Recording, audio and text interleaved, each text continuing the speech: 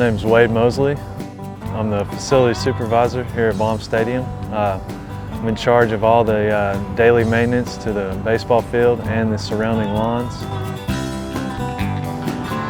I stress the little things, you know, that keeping your edges straight, you know, keeping it edged, you know, have a nice boundary between dirt and grass, all the different surfaces.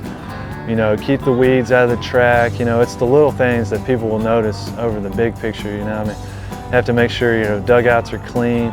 You know, you don't want to have one little thing that doesn't look good, and that kind of takes away from the rest of the field. I'm Pat Berger, Director of Sports Turf Operations for the University of Arkansas. We'll come through and we'll do not as often as I wish, because that's what competent supervisors give you, that ability, not to lax, but to know that the job's being well done. We'll come down, we'll walk the field, we'll talk about the different aspects. When we get into the field, actually we have two different grasses. The normal grass, our base grass, is Bermuda grass. It's not green and growing and acceptable for a playing surface during the ball season. So we come in the fall and we put our ryegrass, which would be our cover crop, which is about what you see out here now. In the spring we have to get rid of that. Then we have to get rid of the dead grass that we get rid of, so the Bermuda grass is healthy. So we constantly, 12 months of the year, are monitoring what the dormant grass looks like, what the live grass or the ryegrass looks like, and vice versa during the summer.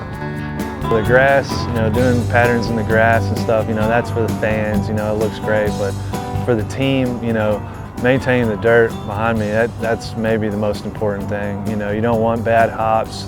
You don't want it too hard or too soft. You know, it's walking a fine line. You know, you really got to pay a lot of attention. You know, people come in and think, oh, the grass, you know, they must spend all their time on the grass, when really I probably spend more time maintaining the dirt than I do the grass. Because, you know, if you were to tally up, you know, how many ground balls to fly balls in a game, you know, I'd say probably 75% of the action is going on the dirt.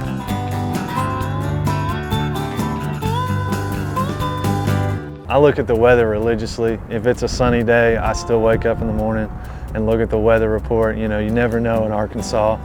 You know, we've had days where it's been clear and sunny, and then 3 hours later, you know, it's raining. So you never know. It's part of my job to stay on top of that. And we have, you know, I have an iPhone, I have a computer up there in the main office that we always keep track. You know, I'm always on the weather.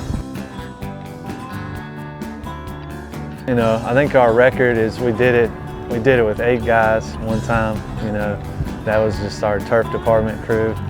We don't like to do it with 8 guys, but if we had to, we could. But the more the merrier on a tarp pull, especially if you have to dump water. You know, that thing is really heavy. So, you know, the team, they're real good about helping with that. You know, anytime I need guys, they'll get me guys to help.